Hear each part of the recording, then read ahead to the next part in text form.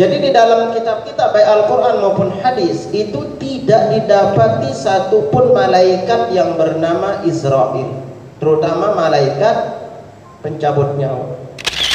Nah, ini beberapa hal yang perlu antum ketahui terkait dengan malaikat ini. Itu jangan sekali lagi kita nggak boleh menamakan malaikat pencabut nyawa dengan nama Israil, karena ini adalah ikut-ikutan semata ya. Jadi antum harus ajarkan ini ke anak.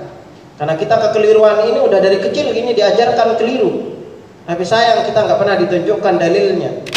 Hadis palsunya aja nggak ada. Hadis palsunya aja nggak ada nama selawat-selawat seperti itu. Antum baca sampai capek nggak dapat sepahala.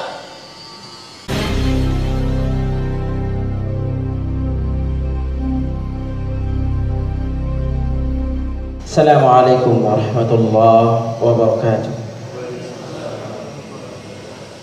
Alhamdulillah hamdan katsiran thayyiban mubarakan fihi kama yuhibbu rabbuna wa yarda. Asyhadu an la ilaha illallah wahdahu la syarika lah wa asyhadu anna Muhammadan abduhu wa rasuluhu la nabiyya ba'dah.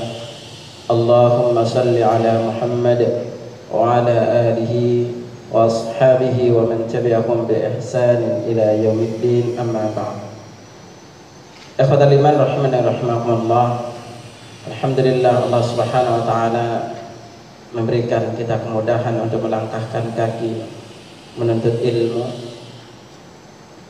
Ketahuilah bahwa ketika Allah Subhanahu wa taala memudahkan kita untuk melakukan kebaikan-kebaikan, entah itu kita bisa salat di awal waktu, terutama dimudahkan melangkahkan kaki menuntut ilmu, maka ketahuilah bahwa keistimewaan ini tidak diberikan kepada setiap hamba. Ada di antara orang punya waktu belum tentu sempat menuntut ilmu. Ada orang dekat rumahnya dengan masjid belum tentu sempat ke masjid. Maka itu Nabi SAW bersabda, Innallaha yu'til mala man yuhibbuhu wa la man yuhibbuh. Allah itu memberikan harta kepada yang dia cintai dan tidak dia cintai. Wala yu'til imana illa ma yuhibbuh, dan tidak memberikan iman kecuali kepada yang dia cintai. Maka dari itu bersyukurlah ketika Allah Subhanahu wa taala memberikan kita kemudahan ini.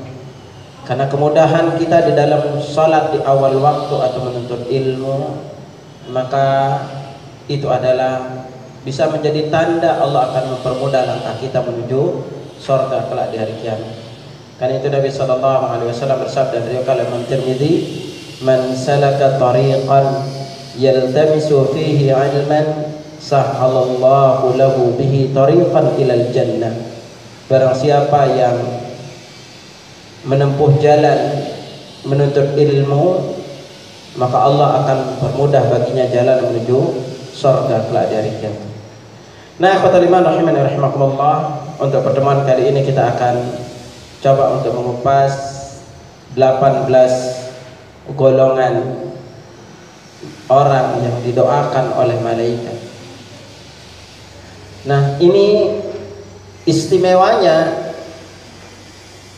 di dalam masalah didoakan ini. Ada orang yang didoakan oleh seluruh makhluk yang ada di alam raya ini. Siapakah dia? Ada 3 orang yang didoakan oleh makhluk di seluruh alam raya ini. Yang pertama itu adalah orang yang menuntut ilmu. Makanya antum harus bangga ketika menuntut ilmu. Gitu. Karena itu Nabi SAW sabdakan pada kita, wa inna talibal ilma la yastaghfir lahu man fis samawati wal ardh. Sungguhnya orang-orang yang menuntut ilmu itu akan dimohonkan ampun oleh seluruh makhluk yang ada di langit dan di bumi. Coba antum ini makanya kita harus jadi bangga. Gitu. Lalu apa? Bahkan malaikat, wa innal malaikata la tadau ajnihataha li talibil ilmi ridan bima yasna. Dan para malaikat mengepakkan sayapnya bagi para penuntut ilmu karena redha dengan apa yang mereka lakukan. Maka antum harus bersyukur, Rafi. Karena ini kita berbicara di sini, nanti kita bisa melihat bahwa semakin sering kita didoakan oleh para malaikat, ini nanti akan memiliki keutamaan tersendiri bagi kita ketika kita berada di detik-detik sakaratul maut. Maka ini penting untuk kita syukuri perkara ini. Mari kita mulai satu persatu siapa saja yang didoakan oleh malaikat. Nah, sebelum kita berbicara terkait dengan siapa saja yang didoakan oleh malaikat, kita singgung dulu sekilas terkait dengan alam malaikat. Nah, kalau berbicara masalah alam malaikat, kita berbicara dengan perkara yang gaib. Maka dari itu, dalam perkara ini kita harus mendapatkan tuntunan baik dari Al-Quran maupun As-Sunnah, sehingga kita tidak salah di dalam berbicara terkait dengan alam malaikat ini. Alam malaikat adalah, atau berbicara masalah malaikat, ini kita berbicara tentang salah satu rukun Islam, rukun iman yang 6. Dan ini penting sekali lagi ya khawatir iman untuk antum kenal alam malaikat ini, karena banyak hikmah yang bisa diambil oleh seorang muslim terkait dengan malaikat, terutama terkait dengan ketaatannya terhadap perintah Allah. Sampai Allah firmankan kepada kita, la ya'sunallaha ma amarahum wa yaf'aluna ma yu'marun. Dan mereka tidak berbuat maksiat atau tidak mereka patuh atau tidak mengingkari perintah Allah dan selalu taat terhadap apa yang mereka diperintahkan dengannya. Nah, pertama Anda singgungkan antum sekilas alam malaikat ini. Yang pertama yang udah kita tahu bahwa malaikat itu diciptakan dari cahaya. Ini udah masyhur di antara kita. Sebagaimana hadis yang diriwayatkan dari Aisyah radhiyallahu anha yang diriwayatkan oleh Imam Muslim, khuliqatil malaikatu min nur. Malaikat itu diciptakan dari cahaya. Wa khuliqal jannu min marijin min nar. Jin itu diciptakan dari kobaran nyala api. Jadi kalau antum melihat api itu menyala dan ketiup angin, jadi apa yang memancar ujungnya itu, kadang-kadang kalau niup gini, nah ujungnya ini panas, ujungnya itu jin itu diciptakan. Wa khuliqa Adam mimma wusifa lakum, dan Adam itu diciptakan dari apa yang kalian dijelaskan atau diterangkan kepada kalian, yaitu tanah. Nah, lalu Ibnu Jarir At-Tabari beliau berkata, itu meriwayatkan dari Hasan Al-Basri bahwa iblis sedikit pun bukan malaikat. Ia adalah nenek moyang jin sebagaimana Adam adalah nenek moyangnya manusia. Nah, kalau berbicara masalah malaikat, ini kita berbicara tentang makhluk yang gak kebayang sama sekali besarnya bagi kita. Sebagaimana Nabi diizinkan bercerita tentang malaikat, salah satu dari malaikat pemikul arsy, sebagaimana diriwayatkan Abu Dawud dari Jabir bin Abdullah, Rasulullah sallallahu alaihi wasallam bersabda, "Udzina li an uhadditha an malakin min malaikatillah min hamalatil arsy." Aku diizinkan bercerita tentang salah seorang malaikat dari malaikat pemikul arsy. Ma baina sahmati udhunihi ila atikihi masiratu sab'imi'ati 'am. Jarak antara daun telinganya yang paling bawah sampai dengan pundaknya itu perjalanan 700 tahun. Kebayang? Udah jangan dibayangin di mana. Nah, ini besarnya itu nggak kebayang bagi kita. Itu malaikat pemikul arsy. Apalagi kalau antum nanti misalnya lihat ke neraka, Nabi sabdakan, "Ghirsu ahlin nar kal jabal Uhud." Gigi gerahamnya penghuni neraka itu sebesar gunung Uhud. Jadi kalau gigi antum dikumpulin tuh, gitu kan, gigi gerahamnya gimana besarnya wallahu a'lam. Lalu Nabi jelaskan tebal kulitnya itu setebal 70 hasta. Satu hasta itu segini. Tebal kulit. Nah, itu penghuni neraka gedenya kayak gitu. Lalu bagaimana gedenya malaikat Malik, penjaga neraka? Bahkan ketika Nabi juga dijelaskan pernah melihat Jibril dalam wujud asli, itu beliau menjelaskan lahu sittumi'ati janah. Jibril itu memiliki 600 sayap, dan setiap sayap itu menutupi timur dan barat. Ya, dan dari sayapnya itu berjatuhan permata dan berlian yang hanya Allah tahu jumlahnya. Naiknya aja malaikat bertemu Allah, Allah firmankan ta'rujul malaikati warruh, ta'rujul malaikati warruh. Jadi malaikat dan Jibril itu naik bertemu Allah fi yaumin kana miqdaru 50 alf sanah. Jaraknya itu adalah perjalanan 50.000 tahun. Enggak kebayang akhir luasnya alam raya ini. Itu luasnya alam raya. Makanya kalau nanti antum lihat orang masuk surga, Nabi jelaskan orang yang paling akhir masuk surga. Kalau dia udah masuk surga, pintu surga ditutup, pintu neraka ditutup, dikasih tempat tinggal seluas langit dan bumi 10 kali lipatnya. Itu yang paling akhir. Dikasih istri 2. Jadi di surga nggak ada beristri 1. Kalau antum mau nambah lagi nanti di surga aja nambah. Gitu. Nah ini luasnya. Tingkatan surga Nabi jelaskan apa? Satu tingkat ke tingkat yang lainnya itu perjalanan 100 tahun. Bahkan sampai dijelaskan ada orang yang keliling di surga, di salah satu pohon di surga itu dia muter dari ujung ke ujungnya 100 tahun belum sampai. Wallahu alam seperti apa luasnya surga itu. Nah ini makanya apa namanya? Ini kalau kita berbicara terkait dengan sekilas malaikat ya. Nah lalu di antara poin penting yang Anda ingatkan kepada antum adalah ada beberapa nama malaikat yang selama ini beredar di masyarakat kita, justru itu tidak ada namanya di dalam Al-Quran maupun Sunnah. Pertama yang tidak ada itu adalah malaikat Israel. Jadi di dalam kitab-kitab baik Al-Quran maupun hadis itu tidak didapati satupun malaikat yang bernama Israel, terutama malaikat pencabut nyawa. Nama malaikat Israel pencabut nyawa itu hanya ada di dalam kitab Injil Perjanjian Lama.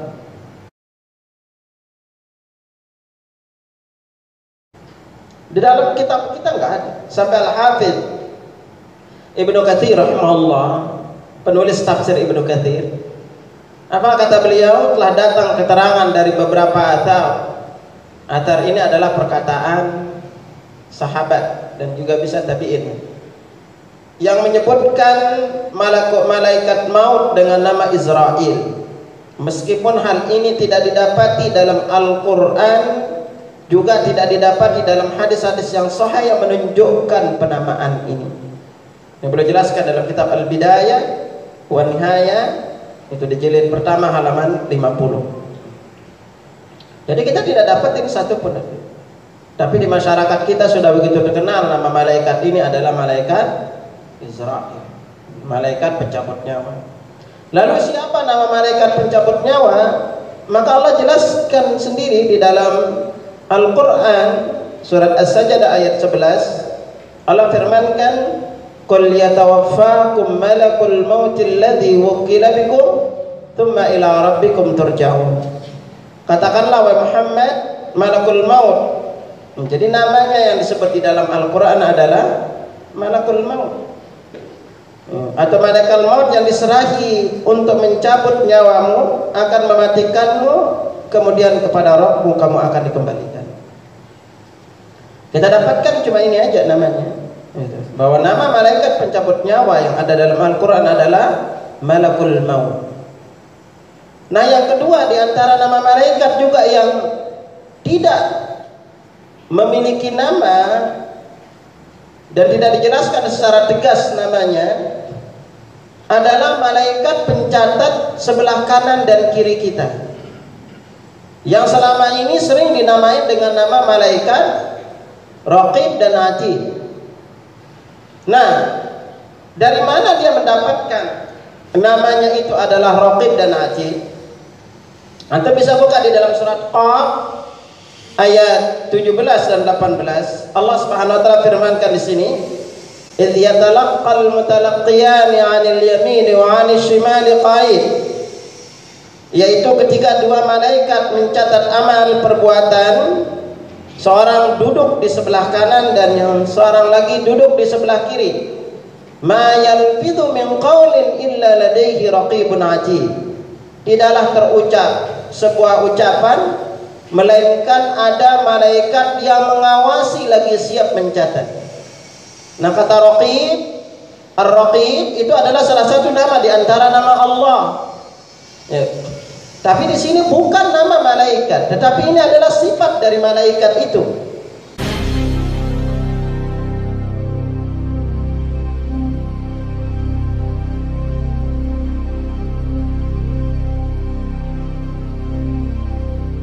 Karena kalau di dalam bahasa Arab penamaan dengan nama atau isim fa'il, karena ini berasal dari kata raqaba yarqubu, raqiban itu. Nah, ini kalau nama, nah di sini di ayatnya disebut dengan nama Raqib. Raqib ini adalah sifatnya, perbuatannya, bukan penamaannya. Makanya sebagaimana yang dikatakan oleh Syekh Muhammad bin Abdul Wahab Al-Aqil, ini beliau adalah guru besar Aqidah Universitas Ibnu Saud Saudi. Beliau berkata, penyebutan mereka ini dengan nama Raqib dan Atid tidaklah benar. Raqib dan Atid adalah dua sifat malaikat yang mencatat perbuatan hamba. Makna dari Raqib dan Atid adalah dua malaikat yang senantiasa hadir dan menyaksikan, tidak pernah luput dari seorang hamba. Dan tidak dimaksudkan bahwa Raqib dan Atid adalah nama kedua malaikat tersebut. Ini perlu antum ketahui. Jadi nggak boleh antum namain seperti itu. Nah, adapun penamaan diantaranya malaikat Ridwan, maka penamaan ini juga tidak ada di dalam hadis yang sahih, penamaan Ridwan. Nah, sama juga penamaan dengan malaikat Israfil. Israfil ini kesahihan hadisnya itu masih diperselisihkan terkait dengan kesahihan hadisnya. Tidak ada hadis yang tegas mengatakan bahwa yang meniup sangkakala namanya adalah Israfil dengan tegas. Hadis sahihnya kita tidak dapatkan, masih ada yang berselisih. Nah, adapun nama malaikat Munkar Nakir itu ada di hadis.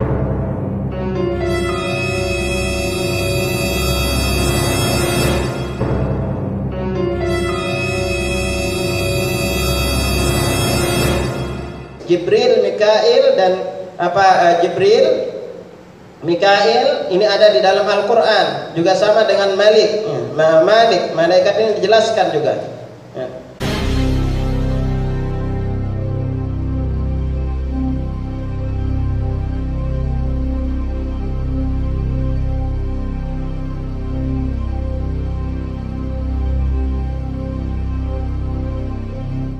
Nah, ini beberapa hal yang perlu antum ketahui terkait dengan malaikat ini. Itu jangan sekali lagi kita nggak boleh menamakan malaikat pencabut nyawa dengan nama Israel, karena ini adalah ikut-ikutan semata ya. Jadi antum harus ajarkan ini ke anak.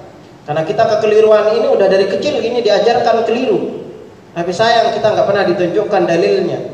Sehingga ketika antum udah gede diberitahu masa gitu. Coba antum tanya seluruh sekolah ngajarin dengan nama ini ya. Itu tidaklah anak antum tahu ditanya malaikat pencabut nyawa siapa, pasti bilangnya Israel. Itu apalagi sambil dinyanyiin gitu. Ya. Nah, kita akan masuk ke pertaliman pembahasan terkait dengan orang-orang yang didoakan oleh malaikat. Nah, kalau berbicara masalah orang-orang yang didoakan malaikat, ini di dalam bahasa Arab sering kan kita, terutama ayat yang paling mudah banyak dihafal kaum muslimin adalah surat Al-Ahzab ayat 56 yang berbunyi innallaha wa malaikatahu yusalluna 'alan nabi. Sesungguhnya Allah dan para malaikatnya bersalawat kepada Nabi. Nah, kalimat Allah dan malaikat bersalawat itu kepada Nabi juga kepada hamba, apa sih maknanya? Apabila Allah yang berselawat kepada kita sebagai hambanya, maka memiliki makna pujian Allah kepada para hambanya di hadapan para malaikat, juga pensucian Allah kepada para hambanya, kasih sayang Allah kepada para hambanya, kemuliaan dari Allah dan keberkahan dari Allah Azza wa Jalla. Nah, ini maknanya. Lalu apabila malaikat yang berselawat kepada kita itu memiliki dua makna. Yang pertama itu adalah malaikat atau doa malaikat kepada para hamba Allah. Yang kedua adalah permohonan ampunan yang mereka panjatkan kepada Allah bagi para hambanya. Jadi di sini para malaikat yang memohonkan ampun untuk kita. Ini enaknya. Bayangkan antum dimohonkan ampun, didoain sama ustadz atau kiai aja bangga. Ini yang doain antum, yang mohonkan ampun adalah malaikat. Dan istimewanya bagi orang yang sholat berjamaah didoakan di 7 tempat oleh malaikat. Dari 18 ini, 7-nya itu adalah untuk orang yang sholat berjamaah.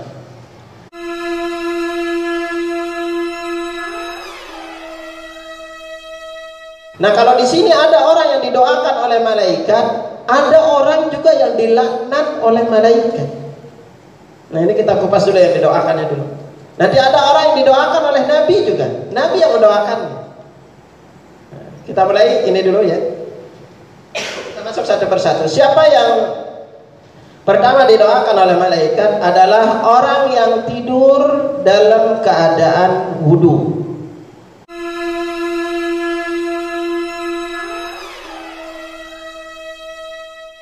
Hanya yang tidur wudu aja.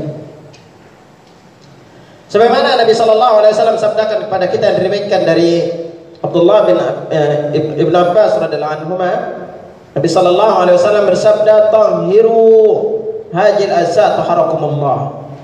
Sucikan tubuh-tubuh kalian, semoga Allah mensucikan kalian. Fa innahu laysa min 'abdin yabitu tahira. Tidaklah seorang hamba itu tidur dalam keadaan wudu illa bata ma'hu fi syi'arihi malakun. Melainkan di kain yang dia gunakan tidur itu ada seorang malaikat. La yanqalibu sa'atan minal laili. Tidaklah dia membolak-balikkan tubuhnya di malam hari illa qal, melainkan malaikat itu berdoa, Allahumma ighfir li 'abdika fa innahu bata tahira. Ya Allah, ampuni hambamu karena dia tidur dalam keadaan wudu. Jadi tidur ini sepanjang malam kita didoakan oleh malaikat. Karena itu di dalam masalah tidur, sebelumnya hadis tadi diriwayatkan oleh At-Tabrani dan Al-Hafidz Al-Mundhiri berkata hadis ini diriwayatkan oleh At-Tabrani dalam Al-Awsat dengan sanad yang jayyid, dan Al-Hafidz Ibnu Hajar menghukumi sanadnya jayyid dalam Fathul Bari di jilid ke-9 itu halaman 109. Nah, jadi perlu antum camkan dan ketahui seorang muslim dia bisa menjadikan tidurnya itu ladang kebaikan.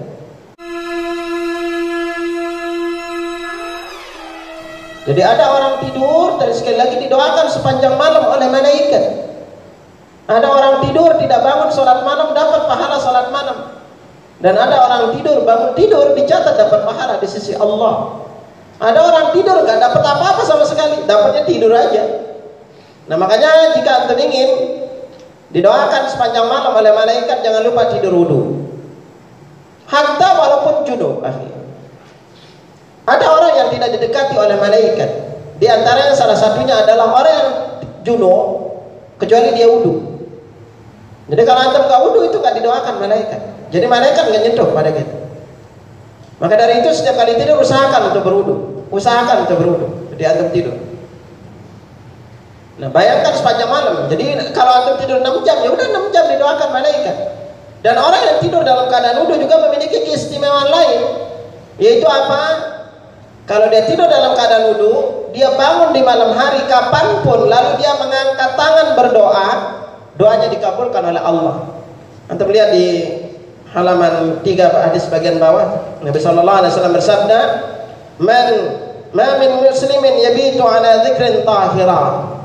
Tidaklah seorang muslim itu tidur dalam keadaan zikir dan suci.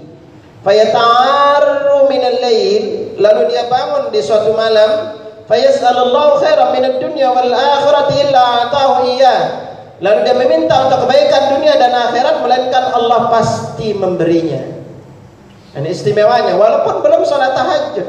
Antum bangun, tidur, pokoknya bangun, kapanpun angkat tangan, nengadah, berdoa, minta kepada Allah, Allah kabulkan permintaan antum. Hadis ini dari Imam Ahmad, Abu Dawud, dan ini adalah lafaz milik Abu Dawud. Nah, lalu sama juga seorang muslim, dia bisa tidur walaupun dia tidak sempat bangun sholat malam, dia bisa mendapatkan pahala sholat malam. Dengan cara apa? Jangan lupa setiap kali mau tidur berniat bangun sholat malam. Walaupun hanya niat, tapi jangan bangun pipis tidur lagi gitu.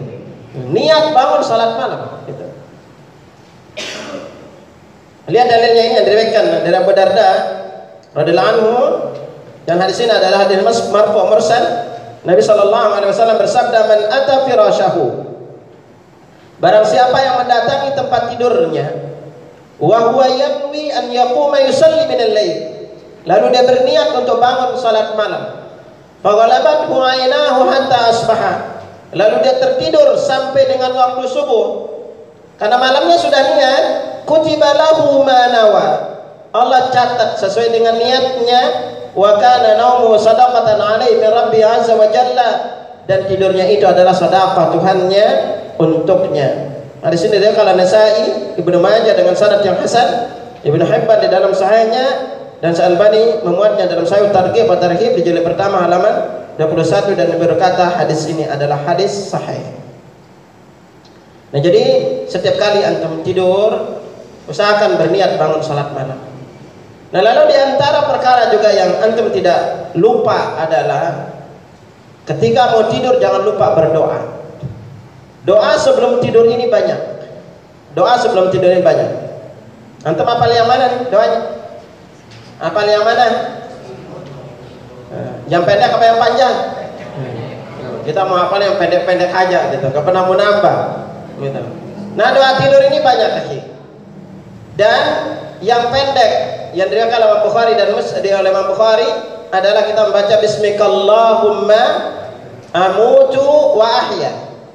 Jadi meninggal dulu baru hidup. Makanya mati hidup. Gitu. Makanya ketika bangun tidur kita baca doa apa? Apa doa bangun tidur? Coba antum baca dia. Anda mau dengar doanya. Gitu. Coba 1, 2, 3.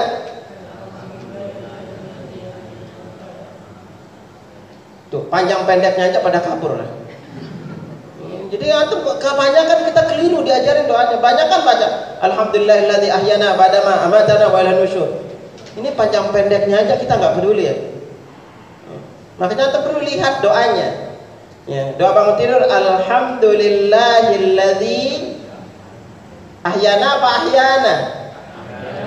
Nah, yanya panjang, ahyana ba'dama amatana wa ilaihin nusyur. Nah, doa sebelum tidur ini banyak. Antum bisa membaca surat Al-Ikhlas, Al-Falaq, dan An-Nas. Caranya jangan lupa gabungkan kedua tangan, tiup, baru baca. Selama ini Anda baca dulu baru tiup ya? Nggak pernah baca dalilnya nih gitu. Jadi sunnahnya itu gabungkan dua telapak tangan, tiup, baru baca.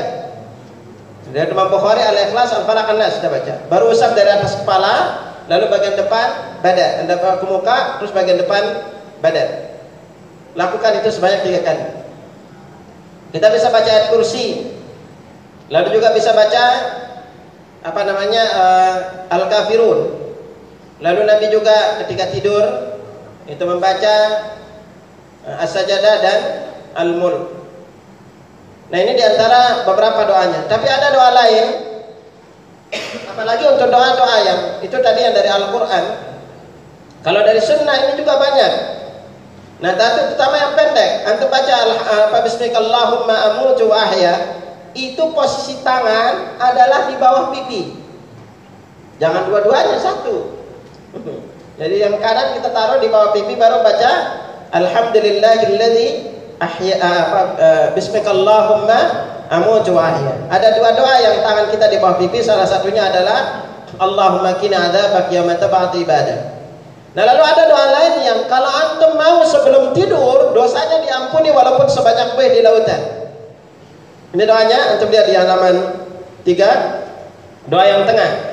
Yang diriwayatkan dari Abu Hurairah radhiyallahu anhu, Nabi sallallahu alaihi wasallam bersabda yang artinya barang siapa yang ketika beranjak ke tempat tidur membaca la ilaha illallah wahdahu la syarikalah lahul mulku wa lahul hamdu wa huwa ala kulli syai'in qadir la haula wa la quwwata illa billahil aliyyil azim subhanallah walhamdulillah wa la ilaha illallah wallahu akbar. Untuk baca ini ketika mau tidur, apa utamanya niscaya dosa-dosanya atau kesalahan-kesalahannya, ini ada mis'ad, ini perawi hadisnya ragu, diampuni walaupun seperti buih di lautan. Dia kalau Nasai Ibnu Hibban dalam sahihnya, dan ini adalah lafaznya dari Syekh Al-Albani rahimahullah dalam Sahih Targhib wa Tarhib hadis nomor 607. Nah ini, jadi ini Anda bisa baca ini sebelum tidur. Doa ini. Lalu doa-doa yang lain juga sebelum tidur banyak. Setelah kita membaca zikir-zikir yang tadi, kalimat yang paling akhir atau doa yang terakhir kita baca adalah doa ini. Yang kalau kita baca doa ini dan kita mau tidur dan kita bangun tidur, maka bangun tidur dicatat dapat pahala, dan kalau meninggal di malam harinya maka dia meninggal dalam keadaan Islam. Ini hadis yang diriwayatkan dari Al-Barra bin Azib radhiyallahu anhu. Nabi sallallahu alaihi wasallam pernah bersabda kepadanya, "Ya gulam, idza awaita firashaka fatawadda du'aka lis-salah." Wahai gulam, kata beliau, kalau kamu menuju tempat tidurmu, berwudulah seperti wudumu ketika mau salat. Thumma taji' ala shiqqikal ayman. Kemudian berbaringlah di atas lambungmu yang sebelah kanan. Jadi ini harus berbaring atas lambung sebelah kanan. Lalu baca doa.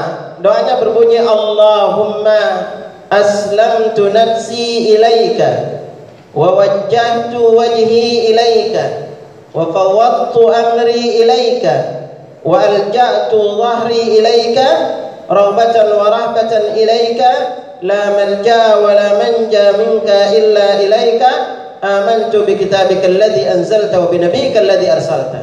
Hafal enggak doanya nih? Enggak hafal gitu. Yang penting kan baca gitu. Yang udah tempel aja dekat tempat tidur gitu kan. Yang penting kan dibaca gitu. Apa keistimewaan doa ini? Nabi sabdakan idza mutta fi lailatika mutta 'alal fitrah.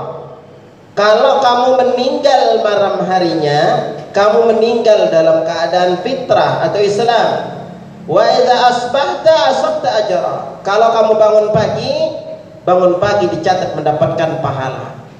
Dalam riwayat Imam Bukhari, jadikan ini doa terakhir yang kamu baca. Di sini ada Imam Bukhari dan Muslim dan yang lainnya. Ini. Nah, setelah kita tidur, maka ketika kita bangun tidur malam harinya, apabila mau melakukan sholat tahajud, ketika kita sholat tidak ada yang menjamin sholat kita diterima, benar? Benar. Tapi ada cara, kalau kita baca doa ini ketika bangun tidur, Nabi yang menjamin sholat tahajud kita diterima. Ingat langkah-langkah ketika kita bangun tidur itu. Pertama, sunnahnya adalah jangan langsung membaca doanya. Nabi kalau bangun tidur, beliau pertama itu duduk dulu.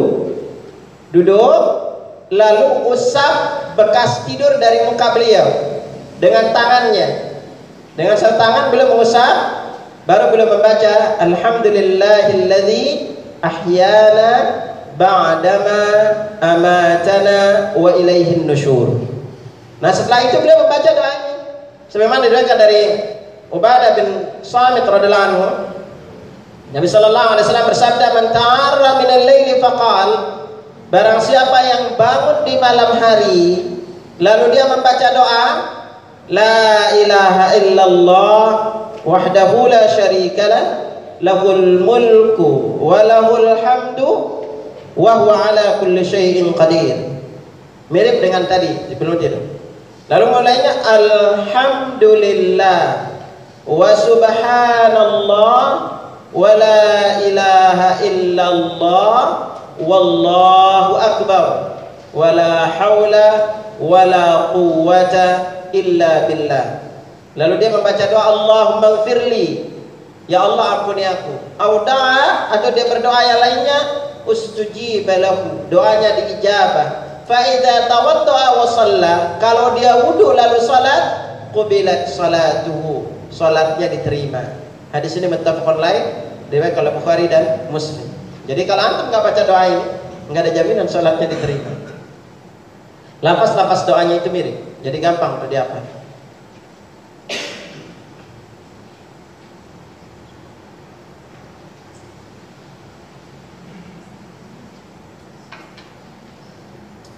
Nah, lalu siapa yang kedua yang didoakan oleh malaikat, yaitu orang yang menjenguk orang yang sakit. Sungguh ibadah menjenguk orang sakit ibadah besar pahalanya. Tapi sungguh kadang-kadang kita malas melakukannya. Apalagi kalau Jakarta ngelihatnya macet. Tapi coba antum, semoga ini bisa jadi pertimbangan saya menjenguk orang sakit. Antum bisa tanya tetangga setiap pagi itu siapa yang sakit pagi ini. Tinggal dijenguk, walaupun sebentar. Apalagi kalau punya teman jadi dokter. Ini bisa non-stop 24 jam didoain malaikat. Ya. Jadi akhir kita itu bisa 24 jam didoakan malaikat. Kalau antum udah malamnya tidur dalam keadaan wudu, lalu paginya jenguk orang sakit, itu 24 jam didoain malaikat. Nah, pagi-pagi kalau kita jenguk orang sakit, apa keutamaan jenguk orang sakit? Sebagaimana diriwayatkan dari Ali bin Abi Thalib radhiyallahu anhu, dia berkata, sami'tu Rasulullah sallallahu alaihi wasallam yaqul, aku mendengar Rasulullah sallallahu alaihi wasallam bersabda, "Ma min muslimin ya'udu musliman maridan ghudwatan." Tidaklah seorang muslim menjenguk saudaranya muslim yang sedang sakit di pagi hari, illa salla alaihi sab'una alfa malakin hatta yumsiya, melainkan 70.000 malaikat berdoa untuknya sampai dengan sore harinya. 70.000. Wa in adahu ashiyatan, kalau dia menjenguknya di sore hari, salla alaihi sab'una alfa malakin hatta yusbiha, 70.000 malaikat berdoa untuknya sampai dengan pagi harinya. Wa kana lahu harifun fil jannah, dan dia memiliki sebidang kebun di surga. Riwayat lain, nah ini keistimewaannya. Hadis ini sekali lagi diriwayatkan oleh At-Tirmidzi. Lalu beliau mengatakan hadis ini hasan gharib, juga Ibnu Majah, Abu Dawud, dan Syalbani rahimahullah mengatakan hadis ini sahih. Ya. Nah ini jadi banyak keutamaan-keutamaan lain jenguk orang sakit. Di antaranya itu kalau kita jenguk orang sakit itu kita dibangunkan sebuah rumah di surga. Bahkan dalam hadis terjemahan itu ada yang menyeru ketika kita jenguk orang sakit, hidupmu adalah baik dan baik pula langkahmu menuju akhirat. Wa tabawwa'ta minal jannati manzilan, dan engkau telah membangun sebuah rumah di surga. Ini istimewanya. Bahkan orang yang jenguk orang sakit itu selama dia perjalanannya menjenguk orang sakit, itu dia seperti berjalan di taman-taman surga yang memiliki buah. Ini istimewanya. Bahkan kalau kita jenguk orang sakit, apapun ucapan yang kita ucapkan di dekat orang yang sakit itu diaminkan malaikat. Makanya orang ketiga yang diaminkan atau didoakan malaikat adalah apa yang kita ucapkan di dekat orang yang sakit dan di dekat jenazah. Makanya kalau antum jenguk orang sakit, hati-hati ucapannya.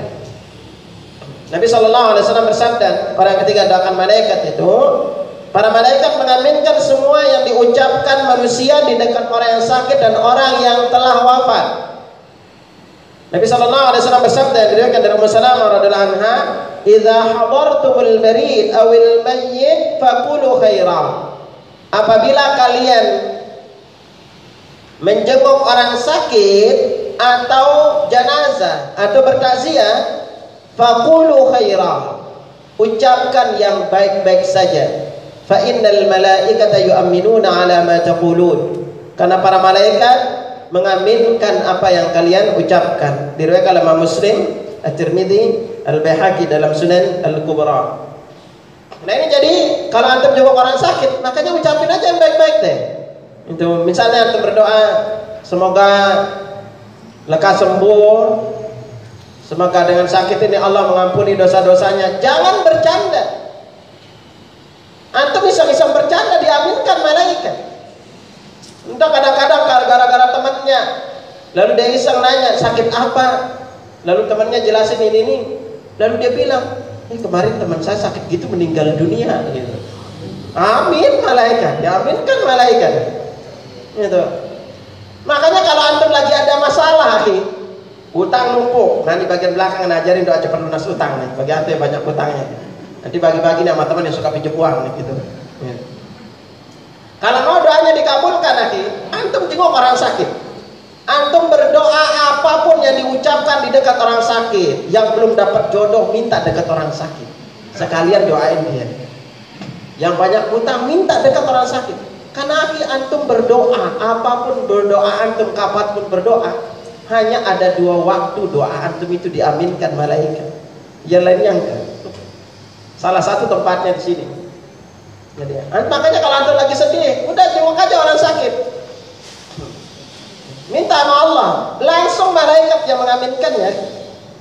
Doanya amin, doa itu dikabulkan malaikat, diaminkan malaikat doanya.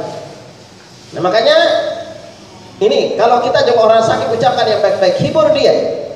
Jangan suka bercanda, apalagi dekat jenazah.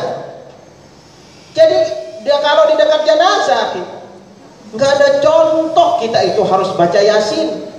Kenapa bacanya Yasin terus nggak Al-Baqarah aja sekalian gitu kan? Jadi kalau di dekat jenazah itu, antum sunnahnya jenazah, kalau kita takziah, kita bisa singkap wajahnya, ya sebagaimana Abu Bakar menyingkap wajah Nabi lalu beliau menciumnya. Lalu silakan kita bisa berdoa, angkat tangan aja berdoa. Entah kita doakan agar mayit ini diampuni atau kita minta sendiri. Jangan ribut di dekat jenazah. Makanya disunnahkan itu adalah asri'u bil jenazah, percepat kuburkan jenazah. Sunnahnya itu kita lakukan. Ini enggak, kadang-kadang harus disediain Yasin untuk dibaca. Enggak ada contoh kita seperti ini. Enggak ada contoh. Nabi itu udah banyak menguburkan jenazah. Sahabat yang wafat di saat beliau masih hidup juga banyak. Itu. Nah ini. Jadi sekali lagi ucapkan yang baik-baik di dekat orang yang sakit atau jenazah. Lalu siapa yang didoakan oleh malaikat?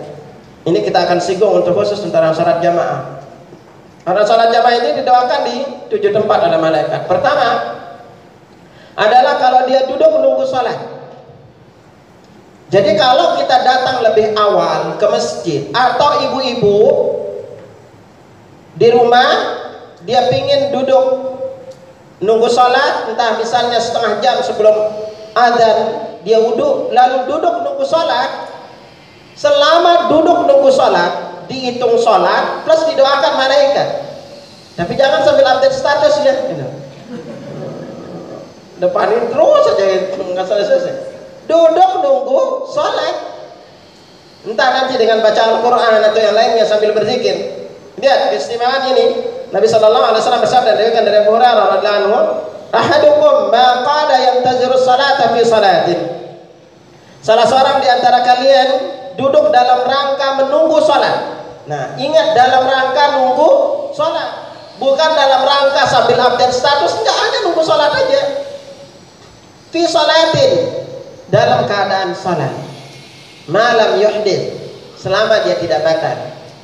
Tad'u lahul malaikatu, malaikat berdoa untuknya, Allahumma ighfir lahu, Allahumma arhamhu. Ya Allah, ampunilah dia, ya Allah sayangilah dia. Hadis ini diriwayatkan oleh Imam Muslim.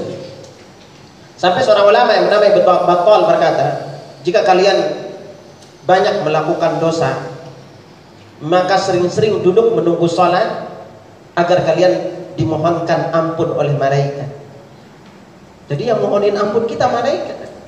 Allahumma ighfir lahu, Allahumma arhamhu. Ya Allah, ampunilah dia, ya Allah sayangilah dia. Ini apalagi bapak-bapak yang udah usia nih. Nunggu malaikat, lebih baik di masjid aja lah, kalau mau menunggunya. Sekarang contoh, Nah ini ya, jadi selama ini kapanpun dimanapun, entah itu ibu-ibu di rumah atau bapak-bapak di masjid, silahkan. Selama duduk nunggu sholat didoakan malaikat. Itu. Apalagi kalau kita datang lebih awal ke masjid, ini akan kita singgung. Jadi ini pertama, karena itu bersegera ke masjid itu memiliki pahala besar. Orang yang rajin awal, sering datang awal ke masjid, mudah melangkahkan kaki ke masjid, itu adalah ciri-ciri orang yang akan Allah mudahkan masuk surga. Jadi kalau orang itu malas ke masjid, itu ciri-ciri orang yang akan telat masuk surga.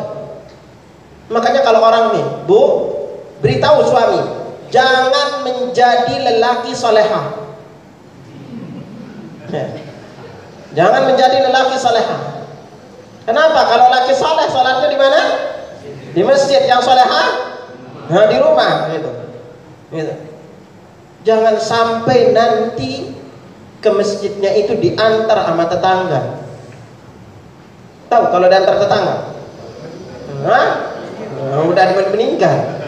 Bukan untuk sholat jamaah, tapi disolatin berjamaah. Ini pada berat ke masjid. Ingat, langkah kaki antum ke masjid akhir. Anda ingatkan di sini. Pertama, setiap kali antum ke masjid itu ada sekitar 16 macam kebaikannya. Kunci pertama adalah setiap kali ke masjid usahakan wudhu di rumah. Jangan pilih wudhu di masjid. Kenapa? Satu, masjid jadi hemat airnya. Yang kedua, pahalanya. Banyak hadis yang menjelaskan di sini, berbarengan Anda nggak muatkan pada antum. Dan disinggungkan sekilas beberapa keutamaannya. Kalau kita melangkahkan ke masjid dalam keadaan wudhu, satu langkah kaki kita itu dicatat kebaikan, menghapus kesalahan dan diangkat 1 derajat. Maka Nabi selalu jelaskan, inna a'dhaman nasi ajran fi sholati abaduhum ilahi mamsyad. Yang paling besar pahalanya di dalam salat, ada salat jamaah adalah yang paling jauh langkah kakinya, kemudian paling jauh. Makanya kalau beli rumah, antum jangan beli rumah dekat masjid. Suruh jauhan dikit rumah. Kalau antum rumahnya udah dekat masjid, ke masjid lewat gang lain aja. Biar pahalanya besar. Dan yang dicatat itu adalah langkah kaki. Kita belum tahu putaran roda kendaraan antum dicatat, kalau alam mana nggak tahu. Langkah kaki, karena bilangnya langkah kaki semua. Lalu orang kedua, orang melangkahkan kaki ke masjid dalam keadaan wudhu, itu dicatat pahala haji yang berihram. Jadi antum dalam sehari bisa 5 kali mendapatkan pahala haji. Lalu orang melangkahkan kaki menuju masjid, langkah kaki kita itu jadi bahan diskusi malaikat yang didekatkan kepada Allah. Jadi bicaraan malaikat. Lalu kalau antum ke masjid, rumah masjid itu adalah rumah orang bertakwa. Nabi sabdakan al-masjid baitu kulli taqiyyin. Masjid itu rumah orang bertakwa. Jadi orang itu gak ke masjid, itu bukan orang bertakwa. Walaupun dia dibilang ustadz atau apa, enggak. Dan langkah kaki kita ke masjid, ingat, kita ke masjid itu kita ke rumah Allah. Kalau antum malas ke rumah Allah di dunia, jangan mimpi untuk masuk ke dalam surga. Makanya ditanyakan, perlu kita ingat, apakah langkah kaki kita yang tidak melangkahkan kita ke masjid, apakah itu nanti langkah kaki yang melangkahkan kita ke surga? Gak bisa. Antum lihat hadis-hadis, antum suka telat sholat jamaah aja, apalagi hari Jumat, dan suka telat, dapat di shop pertama, sering telat dapat shop pertama, itu antum ditelatkan masuk surga. Udah sholat ke masjid aja sering telat, ditelatkan masuk surganya, apalagi yang malas ke masjid. Dan orang yang ke masjid, dari banyak penjelasan itu, ciri-ciri orang yang akan Allah pastikan meninggal husnul khotimah, ciri utama itu sering ke masjid. Banyak riwayatnya, Anda kasih ngokan antum di sini penjelasannya, tapi antum lihat aja. Nabi sallallahu alaihi wasallam sabdakan pada kita, la ya'lamun nasu ma fi nidai was safil awal, semalan yajidu illa ayastaimu alaihi lastamu. Kalau seandainya manusia mengetahui besarnya pahala yang ada dalam panggilan adzan dan saf pertama, kemudian mereka tidak mendapatinya kecuali dengan undian, pasti mereka akan mengundinya. Walau ya'lamuna ma fit tahjir lastabaqu ilaihi.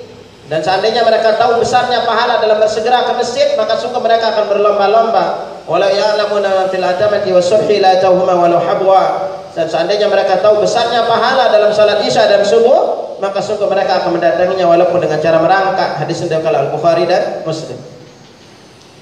Bahkan Allah itu senang akhi, bahagia dengan keberangkatan antum ke masjid. Nabi sallallahu alaihi wasallam bersabda, "Ma tawattana rajulun al-masajida li salati wa dzikri." Tidaklah seorang senantiasa mendatangi masjid untuk salat dan berzikir, illa tabashshasallahu ta'ala ilaihi, kecuali Allah berbinar-binar kepadanya, kama yatabashshasu ahlul ghaib bi ghaibihim idza qadima alaihim, sebagaimana itu keluarga yang telah pergi lama itu lalu keluarga tersebut pulang kembali. Jadi Allah itu bahagia dengan keberangkatan kita ke masjid. Bahkan dalam hadis lain Nabi sallallahu alaihi wasallam menjelaskan kepada kita, barang siapa yang ke masjid bahwa zairullah, dia itu adalah tamu Allah. Wa haqqun 'alal mazur an yukrima zair, dan merupakan kewajiban yang dikunjungi untuk menghormati yang mengunjunginya. Jadi ketika antum ke masjid, maka antum itu adalah tamu Allah. Nah, yang kedua yang didoakan oleh malaikat, orang yang didoakan oleh malaikat untuk orang yang salat jamaah adalah tempatnya ketika dia memilih saf pertama. Dan riwayat lain juga saf kedua. Nah, Nabi di sini jelaskan dari Barra bin Azib, "Innallaha malaikatahu yusholluna 'alas saffil awwal." Sesungguhnya Allah dan para malaikatnya berselawat untuk orang yang berada di saf pertama. Nah, dalam riwayat lain ditegaskan malaikat dan sahabat berkata, "Saf kedua wahai Rasulullah." Sesungguhnya Allah dan malaikatnya berselawat untuk saf pertama. Baru di kali yang ketiga belum mengatakan saf kedua. Jadi saf pertama dan kedua itu juga didoakan malaikat, tapi untuk yang pertama itu lebih banyak, 2 kali didoakan. Ya, ini istimewanya. Di sini Nabi sallallahu alaihi wasallam sabdakan pada kita, "Innallaha malaikatahu yusholluna 'alas saffil awwal." Sesungguhnya Allah dan para malaikat yang berselawat untuk orang yang berada di saf pertama. Ini keistimewaan saf pertama. Masih banyak keutamaan lain dari saf pertama ini. Di antaranya yang sudah sering dengar adalah dia sebaik-baik saf. Sebagaimana Nabi sallallahu alaihi wasallam sabdakan kepada kita, "Khairus sufufi lirijali awwaluha wa syarruha akhiruha." Sebaik-baik saf bagi laki-laki adalah yang terdepan, dan yang paling buruk adalah bagian paling belakang. Wa khairus sufufi lin-nisa'i akhiruha wa syarruha awwaluha. Sebaik-baik saf bagi wanita yang paling belakang, dan yang paling buruk adalah bagian paling depan. Makanya ibu-ibu kalau lagi sholat jamaah di masjid, pilih yang belakang-belakang aja. Datangnya telat-telat, sehingga bisa bagian paling belakang. Apalagi sholat di Masjidil Haram dan Masjid Nabawi, nanti lebih baik pilih belakang. Jangan bangga untuk lalu depan-depan. Ya. Nah, ini untuk bedanya untuk laki-laki. Kalau juga di antara perkara yang makruh dilakukan adalah mendahulukan orang lain saf pertama. Antum sholat nih, kadang-kadang saf pertama kosong. Apa dilakuin? Sama temannya silakan suruh orang lain maju ke depan. Dia lalu milih bagian belakang. Nabi di dalam kaidah usul fikih dikatakan al-itaru fil ma'ruf makruh. Artinya apa? Mendahulukan orang lain dalam kebaikan itu perkara yang dibenci. Wa fi ghairiha mahbub. Sedangkan di dalam selainnya itu dibolehkan. Jadi antum harus tetap lebih awal untuk maju. Lalu setelah itu apa? Setelah kita pilih saf pertama, kalau mau tambah didoakan malaikat, pilih saf sebelah kanan. Nah, orang berada di saf sebelah kanan tambah doa lagi malaikat. Nabi sallallahu alaihi wasallam sabdakan pada kita diriwayatkan dari Aisyah radhiyallahu anha, "Innallaha wa malaikatahu yusholluna 'ala mayaminis sufuf." Sesungguhnya Allah dan para malaikatnya berselawat untuk orang yang berada di saf sebelah kanan. Diriwayatkan Abu Dawud, Ibnu Majah dan Ibnu Hibban. Jadi saf sebelah kanan. Jadi udah depan, pilih sebelah kanan lagi. Nah, lalu kita ngisi saf mana? Kita mulai dari tengah terus ke kanan. Gitu. Lalu semuanya pilih kanan. Ya udah lomba-lombaan aja sebelah kanan. Gitu. Nah, baru terus kita ini kan sebelah kiri. Ya kalau antum ngerti, ya udah lebih baik dahulukan kanan. Kalau enggak, kita pilih sebelah kirinya kalau udah penuh kanan. Tapi usahakan berada di saf pertama. Lalu siapa lagi yang didoakan oleh malaikat? Yang selanjutnya itu adalah orang yang menyambung saf. Nah, ini singkungkan antum sekilas ini. Ingat akhi, kalau kita sholat tidak nyambung dan lurusin saf, itu kita kehilangan 8 macam kebaikan.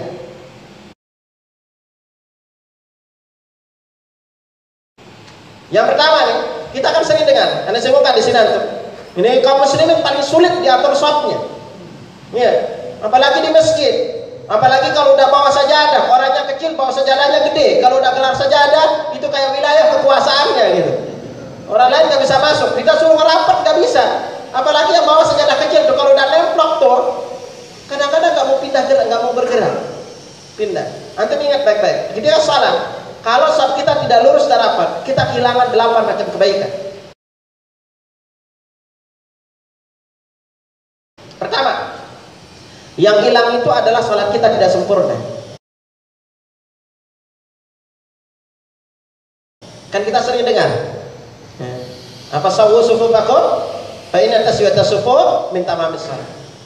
Luruskan dan rapatkan saf kalian, karena lurus dan rapatnya saf itu bagian dari kesempurnaan salat. Ini yang pertama.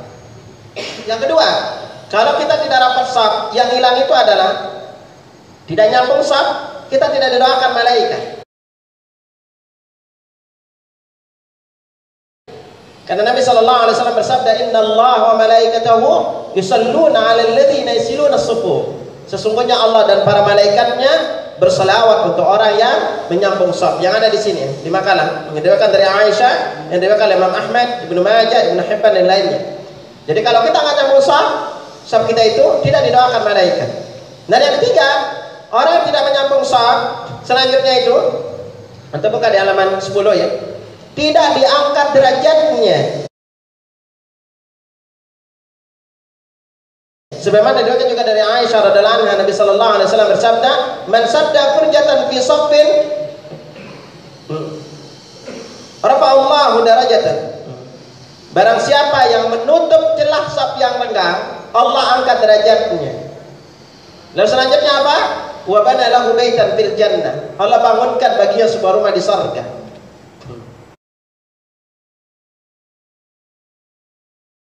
Yang kelima, kalau kita tidak menyambung saf, dalam hadis lain, man sadda furjatan fi shaffin ghufira lahu.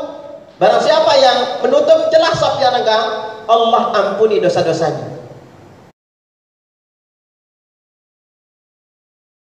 Ini yang kelima. Yang keenam, kalau kita tidak menyambung saf, maka hati kita bercerai-berai.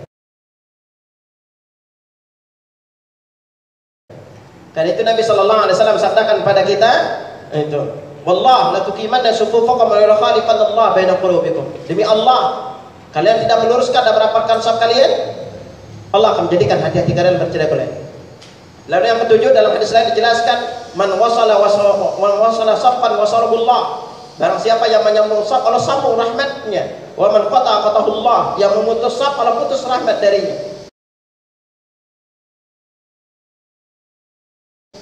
Dan yang 10 dan 8, orang yang tidak meluruskan dan merapatkan saf di saat sholat jamaah tidak taat sama perintah Nabi sallallahu alaihi wasallam.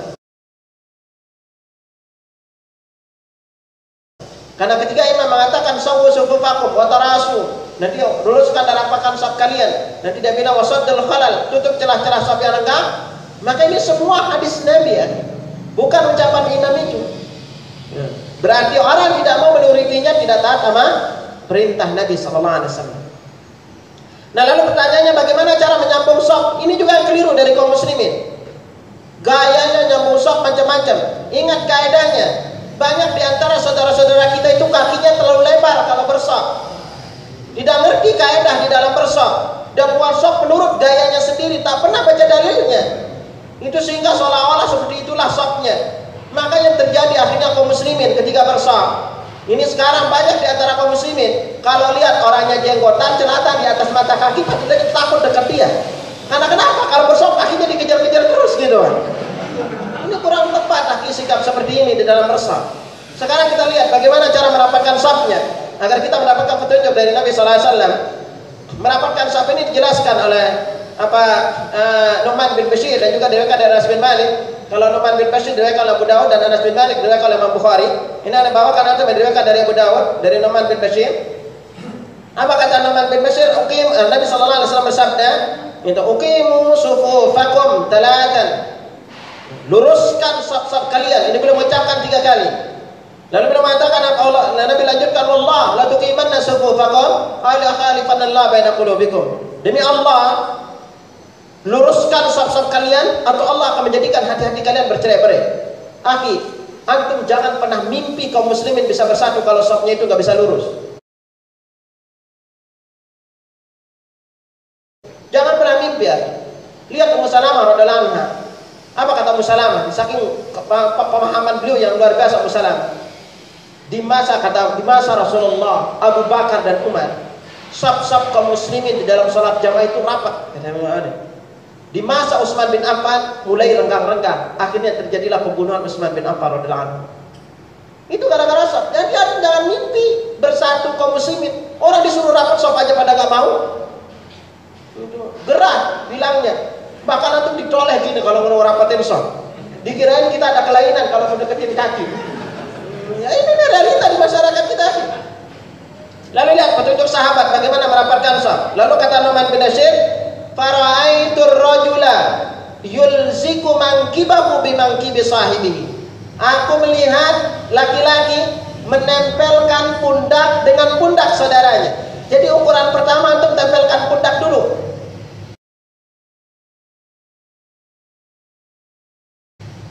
Ini enggak kakinya yang duluan. Akhirnya kenapa? Lalu lihat yang kedua, warukbatahu birukbati sahibi. Lutut dengan lutut saudaranya. Lalu yang ketiga, waqa'ahu bikabli, mata kaki dengan mata kaki saudaranya. Nah, riwayat Anas bin Malik, wa qadamahu biqadami, kaki dengan kaki. Jadi urutan tiga ini dengan kaki. Paling tidak antum pertama tempelkan pundak dulu. Kenapa kalau pundak? Kalau pundak yang duluan nempel, untuk kaki gampang.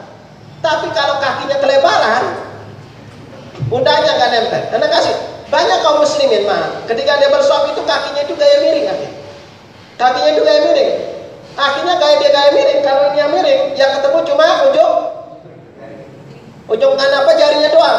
Kalau dia lagi belum potong kuku, udah nyakitin tetangga sebelahnya itu. Sering tuh. Makanya kalau bersop itu antum belajar itu lurus sop.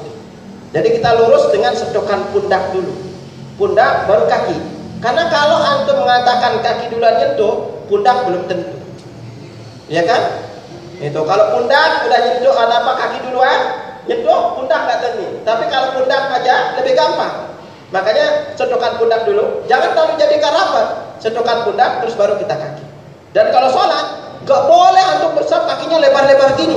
Siapa yang belajar gini antum kaki terlalu lebar-lebar? Itu. Antum perhatikan, Ana ingatkan kepada antum yang belajar sifat salat Nabi. Karena ini adalah praktek. Antum minta jelas lihat prakteknya. Jangan sampai antum memahami hadis sifat salat Nabi itu menurut pemahaman sendiri. Akhirnya terjadi kekeliruan. Kenapa Ana bilang ini Ana udah kurang lebih sekitar 4-5 tahun mengisi sifat salat Nabi. Dan Anda sering perhatikan ikhwan-ikhwan kalau bersaf, kalau sholat, itu justru kebanyakan gayanya sendiri memahami hadisnya. Baca buku, hanya dibaca doang, gak pernah sempat bertanya sama Ustaz. Benar gak prakteknya seperti ini? Karena kalau dia sifatnya praktek, maka antum harus minta dijelaskan. Tidak cukup dengan membaca hadisnya doang. Kenapa Anda bilang ini? Ya Allah, ini pada sulit diatur. Sekarang itu banyak ini yang bilang jamaah biasa. Kenapa sih Ustaz? Kalau kita sholat kakinya terlalu lebar banget. Itu. Kalau enggak kadang-kadang begini-gini terus kakinya nempel terus gitu kan. Akhirnya masyarakat kita itu jadi antipati ya. Antum mau menerapkan sunnah tapi justru caranya itu yang keliru. Lalu setelah itu siapa lagi yang didoakan oleh malaikat? Selanjutnya orang yang sholat subuh dan asar berjamaah.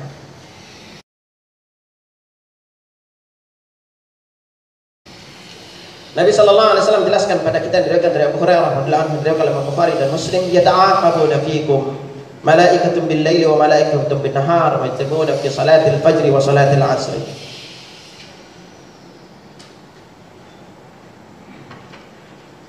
Para malaikat malam dan malaikat siang silih berganti mendatangi kalian. Dan mereka berkumpul saat salat subuh dan salat asar.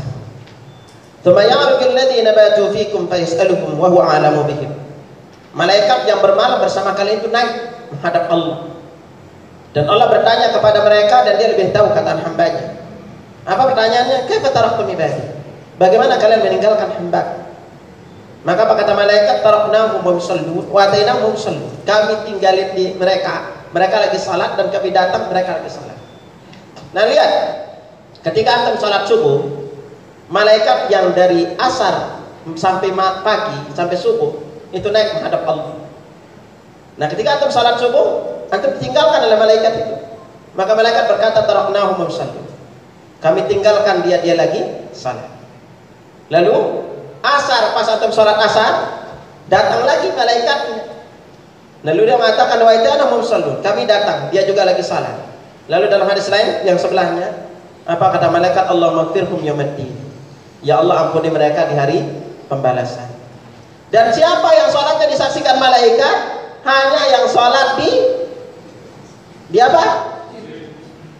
Di masjid untuk laki-lakinya di awal waktu.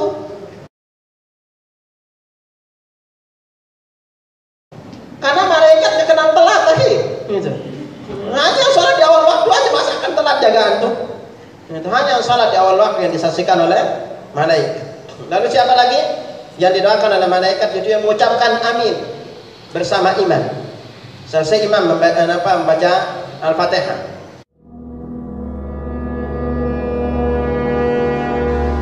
Nah ini sunnahnya, salah satu sunnahnya adalah selesai imam membaca Al-Fatihah, kita disunnahkan imam dan makmum membaca amin. Sebagaimana diriwayatkan dari Abu Hurairah radhiyallahu anhu, Nabi sallallahu alaihi wasallam bersabda, "Idza qala al-imamu ghairil maghdubi 'alaihim waladdallin faqulu amin."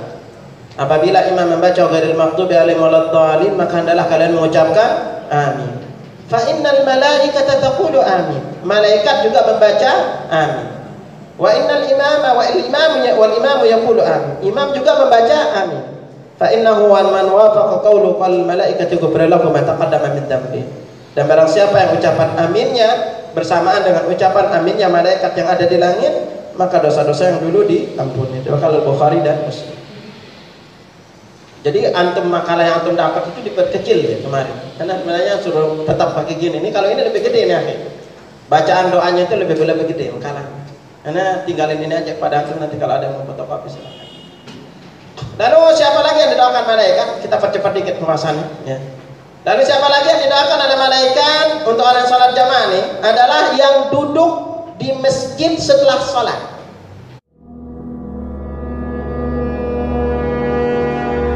Jadi antum duduk di masjid setelah salat. Nah makanya daripada antum duduk-duduk di rumah, mau kopi atau ngeteh, bawa aja kopi dan tehnya ke masjid. Duduk di masjid, didoain sama malaikat tadi. Selama duduk di masjid. Itu Nabi sallallahu alaihi wasallam bersabda, "Al-malaikatu tusalli ala ahadikum ma dama fi musallahu alladhi shalla fi." Sesungguhnya apabila seorang hamba duduk di masjid setelah mengerjakan salat, itu, maka para malaikat berdoa untuknya, malam yuhdits, selama dia tidak batal. Allahumma ighfir lahu, Allahumma arhamhu. Ya Allah, ampunilah dia, ya Allah sayanglah dia. Nah duduknya ini baik itu setelah salat. Jadi kalau antum selesai salat duduk berzikir, selama itu didoakan juga oleh malaikat. Atau misalnya antara maghrib dan isya duduk terus, itu doakan oleh malaikat. Bahkan kalau antum duduk menunggu satu salat ke salat lainnya, Allah itu bangga dengan antum di hadapan para malaikatnya. Sampai Allah berfirman, lihatlah kepada hambaku, mereka selesai mengerjakan salat lalu menunggu salat berikutnya. Allah banggakan pada kita. Ini pada antum yang udah usia, udah pensiun, ngapain lagi?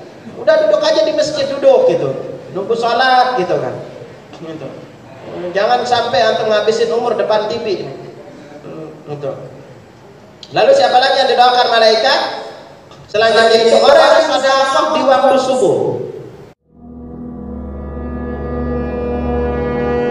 Ini istighamanya waktu subuh. Kalau sedekah di waktu subuh itu didoakan oleh Nabi dan didoakan oleh malaikat juga. Nah manfaatkan sekalian antum sholat subuh ke masjid. Kalau antum nggak bisa, itu bisa pakai celana lagi. Jadi setiap subuh kalau antum lupa ke masjid, pakai celana di rumah. Setiap subuh ini tabungin. Lebih baik sedekah 1000 sehari dibanding 30.000 sekali sebulan. Itu lebih baik kan? Karena kalau antum sedekah setiap subuh, maka setiap subuh itu didoakan malaikat, walaupun kecil. Ya, kalau antum nggak sempat lupa, udah pakai celana di rumah, masukin setiap pagi. Itu entah itu 1000 atau berapa. Tapi jangan kalau udah kumpul diambil lagi gitu. Ya. Kayak nabung aja gitu. Nah baru setelah kumpul nanti bisa sedekahkan ke orang lain. Dan kalau kita rutin sedekah, maka ini keistimewaannya juga apa? Kita mendapatkan pahala beramal terus menerus. Karena Nabi sallallahu alaihi wasallam bersabda, "Ahabbul amali Allah adawamu ma qalla." Amalan yang paling dicintai oleh Allah adalah sedikit tapi rutin. Diriwayatkan oleh Imam Bukhari. Lalu apa keistimewaan sedekah di waktu subuh? Sebagaimana diriwayatkan oleh Abu Hurairah radhiyallahu anhu, diriwayatkan oleh Imam Bukhari dan Muslim, bahkan hadis ini muttafaqun alaih. Nabi sallallahu alaihi wasallam bersabda, "Ma min yaumin yusbihul ibadu fihi illa malakan yanzilan." Tidaklah setiap subuh seorang hamba berada padanya melainkan ada 2 malaikat yang turun. Fayaqulu ahaduhuma, yang satu berkata, Allahumma a'ti mumtikan khalafan, ya Allah beri ganti yang berimpak. Tidak disebutkan gantinya sini. Wa yaqulu al-akhar, yang satu berkata, Allahumma a'ti mumsikan talafan, ya Allah hancurkan yang kikir. Jadi yang kikir itu didoakan hancur oleh malaikat. Nah ini makanya ini pentingnya untuk melakukan ini. Lalu selanjutnya orang didoakan malaikat adalah orang yang membaca salawat kepada Nabi sallallahu alaihi wasallam. Ini salawat ini akhi, karena ini adalah Nabi yang jelaskan kita pahalanya, maka antum harus berhati-hati dengan salawat yang antum baca. Kita bacakan dulu keutamaan baca salawat kepada Nabi sallallahu alaihi wasallam. Ada kurang lebih sekitar 12 sampai sekitar 15 keutamaan membaca salawat kepada Nabi ini. Bahkan kita rajin membacanya di waktu salat, dan ada sekitar 13 tempat kita membaca salawat kepada Nabi. Anda nggak bisa sibukkan antum di sini. Yang penting antum tahu keutamanya dulu. Nabi sallallahu alaihi wasallam bersabda, "Man shalla ala Rasulillah sallallahu alaihi wasallam salatan." Dan barang siapa yang berselawat kepada Nabi sallallahu alaihi wasallam dengan satu salat, sallallahu alaihi wa malaikatu sab'ina salatan. Malaikat berselawat untuknya 70 salawat. Falyukilna 'abdan min dzalika la yuqtir. Seorang hamba memperbanyak membacaannya atau tidak sedikitkan membacanya. Ini istimewanya ya. Itu banyak lagi keutamaan-keutamaan lain kita baca selawat. Bahkan dalam hadis lain, man shalla alayya salatan wahidatan, barang siapa membaca selawat kepadaku sekali, sallallahu alaihi asyar salawat, Allah berselawat kepadanya 10 kali. Wa khuttat anhu asyru khatayat, itu Allah menghapus baginya 10 kesalahan. Wa rufi'at lahu asyru darajat, dan diangkat baginya 10 derajat. Nah selawat ini akhwatal iman, di antara perkara penting antum ingat, lafaz selawat itu yang sahih dari Nabi sallallahu alaihi wasallam ada 9 lafaz.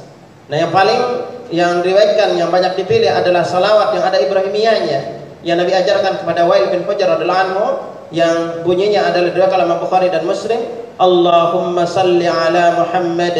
Ya, jadi bacanya itu Muhammad, jangan bilang Muhammad. Kebanyakan baca Allahumma salli ala Muhammad. Gitu. Jadi Allahumma salli ala Muhammad wa ala ali Muhammad kama sallaita ala Ibrahim. Nah di kalimat Ibrahim perhatikan, kebanyakan baca kama sallaita ala Ibrahim. Kalau tulisan Indonesianya Ibrahim, tapi kalau tulisan Arabnya Ibrahim. Jadi kebanyakan kama sallaita ala Ibrahim wa ala ali Ibrahim. Ini perhatikan lafaz-lafaznya. Jadi kama sallaita ala Ibrahim wa ala ali Ibrahim innaka Hamidum Majid. Allahumma barik ala Muhammad wa ala ali Muhammad kama barakta ala Ibrahim wa ala ali Ibrahim innaka Hamidum Majid. Dan dua kali Bukhari dan Muslim ini innaka Hamidum Majidnya 2 kali. Nah lalu dari seluruh poin penting yang harus ingat akhi, seluruh lafaz salawat yang sampai kepada kita riwayatnya tidak terdapat satupun ada tambahan kalimat Sayyidina. Dan Imam Syafi'i juga tidak pernah mengajarkan kita menambahkan lafaz Sayyidina, karena lafaz-lafaz salawat ini adalah lafaznya tauqifiyah, jadi kita nggak boleh menambah lafaz ini. Makanya di dalam salat itu dengan tegas, banyak kalau lain mengatakan tidak boleh ditambah, berbeda kalau di luar salat. Karena lafaznya itu cuma gini doang dari Nabi. Tidak ada satupun tambahan lafaz sayyidinanya di dalam salat. Dan tidak ada lafaz salawat yang pendek kalau salli ala Muhammad, enggak ada seperti ini. Ya lafaz. Nah, makanya kalau antum salawat di tasyahud awal, baca salawat enggak boleh disingkat. Kebanyakan disingkat cuma membaca Allahumma salli ala Muhammad. Enggak, Imam Syafi'i pendapat beliau adalah orang yang tidak membaca salawat di tasyahud awal salatnya enggak sah. Dan yang lainnya, kalau Imam Syafi'i mengatakan, sementara imam yang lainnya, Abu Hanifah, lalu Malik, dan Imam Ahmad mengatakan membaca salawat di tasyahud awal hukumnya adalah sunnah. Tapi Imam Syafi'i itu mewajibkan untuk membacanya. Nah, maka dari itu Nabi dan para sahabat tidak pernah sama sekali memberikan ada nama salawat. Antum tinggal buka riwayatnya, enggak dikenal ada namanya selawat nariyah, selawat badariyah, selawat al-fatih, ada selawat munjiyah, ada selawat tibil qulub dan yang lainnya.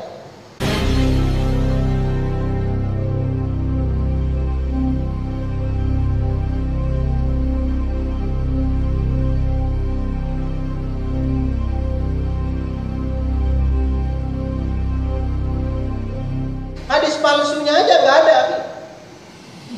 Hadis palsunya aja nggak ada nama selawat-selawat seperti itu. Antum baca sampai capek nggak dapat sepahala. Ketika berdoa kita disuruh, sampai ada orang berdoa tidak baca selawat, Nabi sabdakan, idza shalla ahadukum, apabila salah seorang dari kalian berdoa, falyabda bi tahmidillah wa thana alaihi, hendaklah memulai dengan puji-pujian dan sanjungan kepada Allah, tsumma yusalli ala Nabi sallallahu alaihi wasallam, kemudian baca selawat kepada Nabi sallallahu alaihi wasallam. Nah, selawat yang antum baca mana? Yang diajarkan Nabi. Ini enggak, hampir kebanyakan baca selawat itu yang bukan diajarkan Nabi yang dibaca.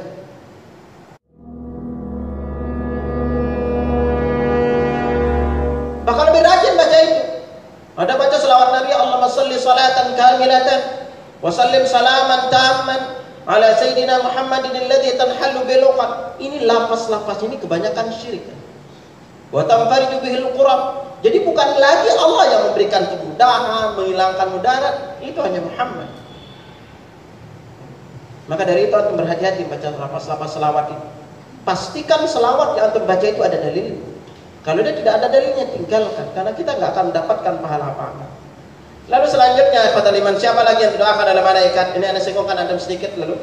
Yaitu yang ke-13 adalah orang yang mendoakan saudaranya tanpa sepengetahuannya.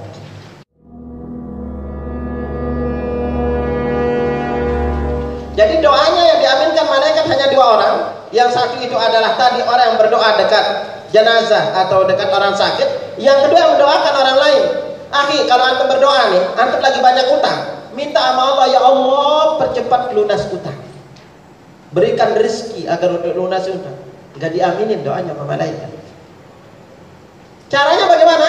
Kalau antum mau didoaminkan doa malaikat, cari teman antum yang banyak utang, doain dia.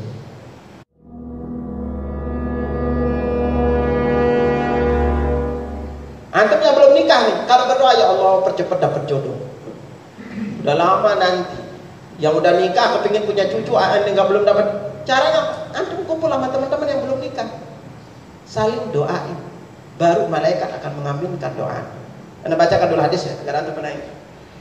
Diriwayatkan dari Abu Darda radhiyallahu anhu, Nabi sallallahu alaihi wasallam bersabda, "Da'watul mar'il muslimi li akhihi bi dhahril ghaibi mustajabatu." Doa seorang muslim untuk saudaranya tanpa sepengetahuan yang didoakan adalah doa yang mustajab. Anda rasihi malakun muwakkal, di atas kepalanya diwakilkan seorang malaikat. Kullama da'a li akhihi bi khairin, setiap kali dia mendoakan kebaikan untuk saudaranya, qala al malakul muwakkalu bi, malaikat yang diwakilkan kepadanya berkata, amin.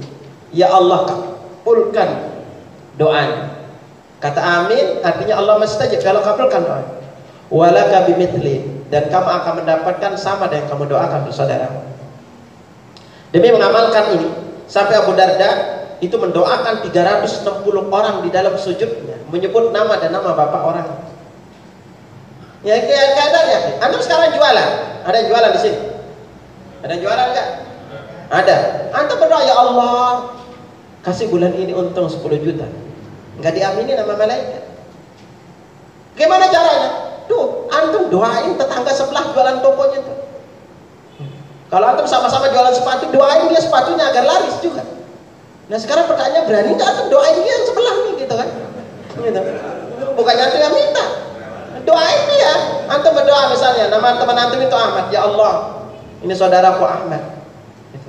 Jadikan tokonya, apa dagangannya laris. Ingat, antum doain yang baik untuk dia, jadikan dagangannya laris, agar dia bisa banyak menolong orang lain, agar dia bisa berumrah, agar dia bisa bersedekah kepada orang lain, agar dia bisa menghidupi keluarganya. Itu doakan yang baik-baik agar dia bisa sholat jamaah. Itu kalau antum doakan mengatakan dagangannya laris, apa kata malaikat? Walaka bimithli, kamu akan mendapatkan persis seperti yang kamu doakan untuk saudara. Gitu. Jadi ambil perantara lewat ini. Antum yang belum punya apa, belum nikah, kumpul sama yang belum nikah, saling doain. Yang belum punya anak, kumpul sama belum anak, saling doain. Yang punya utang lagi, antum cari teman antum yang banyak utang, doain dia agar cepat lunas utang. Tapi untuk antum yang udah keluarga, jangan doain orang yang belum menikah untuk dapat jodoh. Iya. Ya, karena nanti malaikat bilang amin, kamu juga akan mendapatkan.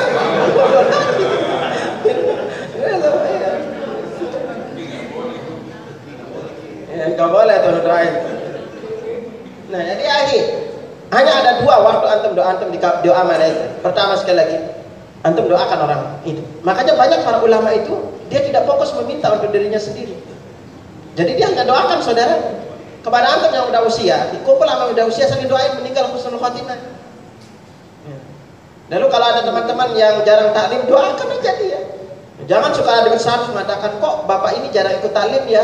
Nah, berarti antum kayak nampilin diri saya ikut taklim gitu kan. Nah, ini akhi. Jadi sering-sering doakan orang lain. Siapapun lagi. Kita lihat ibu, lihat saudara misalnya belum berbusana muslimah, doakan dia, hanya doakan dia. Lalu siapa lagi yang didoakan oleh malaikat? Orang yang mengajarkan kebaikan kepada orang lain. Jadi antum setelah dapat ini ajarkan kepada orang lain. Jangan hanya berhenti pada diri anda sendiri. Nah, tadi orang yang didoakan malaikat oleh alam raya. Salah satunya tadi orang menuntut ilmu, yang kedua orang yang ngajarin kebaikan orang lain. Nabi SAW bersabda, Innallaha malaikatahu. Sesungguhnya Allah dan para malaikatnya wa ahlas samawati wal ardin. Penduduk langit-langit dan penduduk bumi-bumi. Itu menunjukkan langit itu bertingkat, juga bumi bertingkat. Hatta namlata fi juhriha. Sampai-sampai ikan semut yang ada di dalam semut yang di lubang. Wa talhud, sampai ikan-ikan. Lausalluna ala muallimin nasil khair. Mereka berdoa untuk orang yang mengajarkan kebaikan pada orang lain. Jadi kalau antum mengajarkan kebaikan pada orang lain, yang doakan antum itu alam raya. Yang seluruh penduduk langit dan bumi mendoakan. Nah, inilah akhi, kenapa para ustadz itu bersemangat ngajarin kebaikan. Para ulama kenapa bersemangat? Kita kepingin dapat ini ya. Itu dapat. Kalau enggak antum nuntut ilmu caranya. Kalau kepingin dapat, karena yang didoain ini nuntut ilmu atau mengajarkan kebaikan orang lain. Ya. Lalu siapa lagi yang didoakan oleh malaikat? Orang yang makan sahur. Nah, bagi antum yang ini puasa, Nabi sallallahu alaihi wasallam sabdakan pada kita, Innallaha wa malaikatahu yusholluna 'alal mutasahhirin. Sesungguhnya Allah dan para malaikatnya berselawat bagi orang yang makan sahur. Dan makan sahur itu adalah makanan barokah. Kita dilarang meninggalkannya, dianjurkan untuk makan walaupun hanya dengan seteguk air. Dan makanan sahur terbaik bagi seorang mukmin adalah kurma. Ya, kurma. Lalu orang yang siapa lagi doakan malaikat, itu orang yang puasa, orang lain makan di rumahnya. Jadi kalau anda puasa undang orang lain makan, selama dia makan sampai dia pergi, anda didoakan oleh malaikat. Lalu siapa yang didoakan malaikat? Selanjutnya doa para malaikat pemikul arsy dan yang ada di sekitarnya bagi orang yang bertaubat lalu diikuti oleh jalan beserta karib kerabatnya. Ini anda baca ayatnya, karena ini ayat penjelasannya. Dan yang terakhir yang didoakan malaikat adalah Rasulullah sallallahu alaihi wasallam. Ini yang surah Al-Ahzab ayat 56 yang sedang dengar, innallaha wa malaikatahu yusholluna 'alan nabi ya ayyuhalladzina amanu shallu 'alaihi wa sallimu taslima. Dan ini apa tadi, Man? Ayat ini sering dijadikan pembuka azan. Enggak ada riwayat ini doa pembuka azan lagi. Jadi muadzin itu enggak ada doa yang dibaca sebelum dan setelah azan. Kurang lebih. Muadzin tidak ada doa yang dibaca sebelum dan setelah azan. Adapun Allah marabaz da'wati tamah, Nabi sabdakan, man sami'a nida. Barang siapa yang mendengar azan. Gitu. Nah, lalu dia membaca doa, Allah marabaz da'wati tamah. Jadi yang perintah untuk membaca ini adalah yang dengar azan, bukan muadzin. Allahumma rabb hadhihi ad-da'wati at-tammah wa salatil qa'imah ati Muhammadan al-wasilata wal fadila wa ba'athu maqaman mahmudan alladhi wa'adta. Adapun tambahan wa darajatul 'aliyatur rafi'ah, para ahli hadis mengatakan hadis ini tidak sahih riwayatnya. Adapun tambahan innaka la tukhliful mi'ad, hadis ini termasuk syadz. Syadz dalam ilmu hadis adalah mukhalafatu thiqah liman huwa awthaq minhu. Itu menyelisih perawi thiqah dan yang lebih thiqah. Nah, makanya syadz termasuk deretan hadis dhaif. Karena itu setelah azan sunnahnya adalah sebagaimana diriwayatkan oleh Abdullah bin Amr bin Al-As, sunnahnya setelah jawab adzan bukan langsung baca doanya, tapi berselawat. Karena Nabi sallallahu alaihi wasallam bersabda, "Idza sami'tum nida fa idza sami'tumul muadzin faqulu mithla ma yaqul." Apabila kalian mendengar muadzin mengumandangkan adzan, ucapkan sebagaimana dia ucapkan. Udah selesai itu apa? Tumasallu alaihi. kemudian berselawatlah kepada. Man shalla alayya salatan sallallahu alaihi wasallam. Yang baca selawat kepadaku sekali, maka Allah akan berselawat kepadanya sebanyak 10 kali.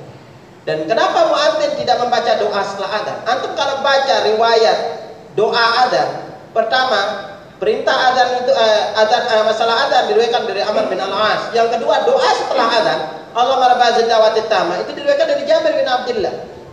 Doa setelah adzan tidak diriwayatkan dari muadzin Nabi, tidak diriwayatkan dari Bilal bin Rabah, juga tidak diriwayatkan dari Abdullah bin Maktum. Justru sahabat lain yang meriwayatkannya.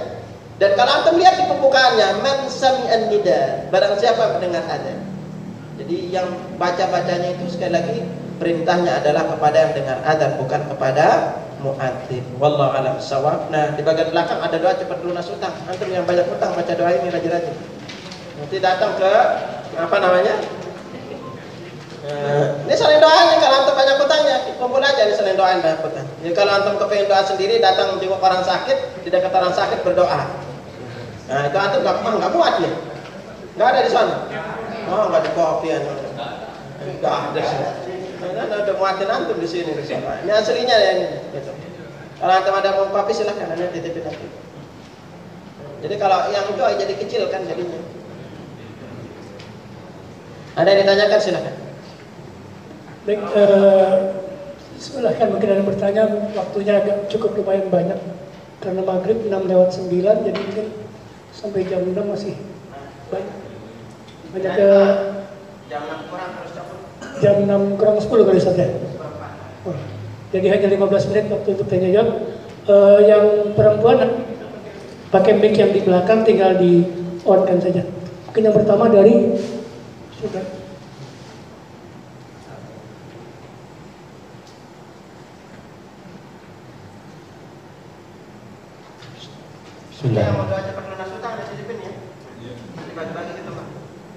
Assalamualaikum warahmatullahi wabarakatuh. Menarik kajiannya. Tadi saya ada dua barangkali pertanyaan. Yang pertama, langkah kita ke masjid itu kan dihitung saja. Kalau kita berjalan, langkah ke masjid saja. Kalau setiap hari kami bersepeda saja, bagaimana itu langkah bersepeda itu? Itu yang pertama. Yang kedua, doa tadi yang terakhir Ustaz sampaikan tentang azan. Kami sering dengar memang setelah azan itu kita baca selawat dulu baru baca doa. Bagaimana itu Ustaz? Barangkali itu saja Ustaz. Billahi taufiq wal hidayah. Assalamualaikum warahmatullahi wabarakatuh. Jadi ketahuilah akhi, kalau antum lihat hadis-hadisnya, itu adalah yang dibicarakan langkah kaki. Ya, makanya Nabi Shallallahu Alaihi Wasallam kuncinya itu adalah baru antum didoakan itu kalau wudunya di rumah. Jadi istimewanya wudu di rumah. Ada 16 kebaikannya. Nah, ada makalah khusus sebenarnya untuk pembahasan ini. Jadi usahakan antum melangkahkan kaki terus. Nggak usah sepeda. Ya. Kalau antum jauh rumahnya, udah dekat-dekat tuntun aja sepedanya. Nanti kalau ada yang nanya, apa lagi kempes enggak, ada lagi cari pahala gitu. Gitu. Apalagi kalau bicara hari Jumat, ini kepada antum yang laki-laki. Tolong kalau antum lakukan 5 hal ini hari Jumat, maka nanti setiap langkah kaki yang antum langkahkan dari rumah menuju masjid dicatat pahala puasa dan sholat malam selama 1 tahun. Diriwayatkan Abu Dawud dari Aus bin Al-Taqafi radhiyallahu anhu, diriwayatkan Abu Dawud, Tirmizi, Nasai, Ibnu Majah, dan enggak muat di makalahnya. Kalau Abu Dawud, Tirmizi, Nasai, Ibnu Majah dan Muhammad, dan hadis ini sahih. Nabi sallallahu alaihi wasallam bersabda, lakukan 5 amalan ini. Pertama, man qassala yaumal jum'ati wa ghatasala. Barang siapa yang mandi janabah hari Jumat. Makanya kalau antum kerja usahakan mandi janabah hari Jumatnya. Niatkan mandi janabah. Ini yang pertama. Yang kedua, tsumma baqara batakar, bersegera ke masjid. Jangan suka telat-telat. Datang udah mau iqamah datang. Segera ke masjid. Nah, yang ketiga ini sampai Nabi tekankan. Yang ketiga, wa masya wa lam yarkab. Jalan kaki tidak naik kendaraan. Dalam bahasa Arab kalau udah bilang masya jalan kaki pasti orangnya tidak naik kendaraan. Tapi saya kata wa masya wa lam yarkab. Ini yang ketiga. Yang keempat, wadana minal iman. Duduk mendekat ke iman. Ini enggak udah datang lebih awal. Duduknya belakang, nyarinya senderan, pas khutbah tidur. Ini. Jadi ini, udah dekat ini. Yang kelima, fastama'a wa lam yalghu. Dia mendengarkan khutbah tidak berbuat sia-sia. Jadi antum harus dengar khutbah. Makanya hari Jumat demi antum tidak dapatin pahala, iblis kerja keras akhir. Hari Jumat itu hari paling khusyuk tidur. Nikmat kalau tidur hari Jumat itu. Ya. Agar antum tidak dapat pahala. Nah, kalau antum lakukan ini, mandi janabah, bersegera ke masjid, melangkahkan kaki, duduk dekat imam, dengerin khutbah, Nabi lalu lanjutkan, kana lahu bi kulli khutwatin yakhtuha min al-baiti ila al-masjid. Setiap langkah kaki yang ia langkahkan dari rumah menuju masjid, amal sanatin, dicatat pahala selama 1 tahun. Pahala apa? Ajru siyami wa qiyam. Pahala puasa dan salat malam. Selama 1 tahun. Jadi kalau dari rumah antum ke masjid, perjalanannya 100 langkah, maka antum dicatat pahala puasa dan salat malam selama 100 tahun. Makanya sahabat itu akhi, kayak Ibnu Umar, kalau ke masjid itu dia tuntun ontanya, pulang baru pakai kendaraan. Makanya kalau antum ke masjid itu tuntun aja motornya gitu ke masjid. Gitu. Baru pulang itu baru pakai. Ya kalau antum sekarang parkir, di parkirnya jauhan aja parkirnya gitu. Nah ini pentingnya melangkahkan kaki menuju masjid. Karena dalam hadis-hadis itu selalu bilang itu langkah kaki yang dibicara. Gitu. Iya. Itu ya.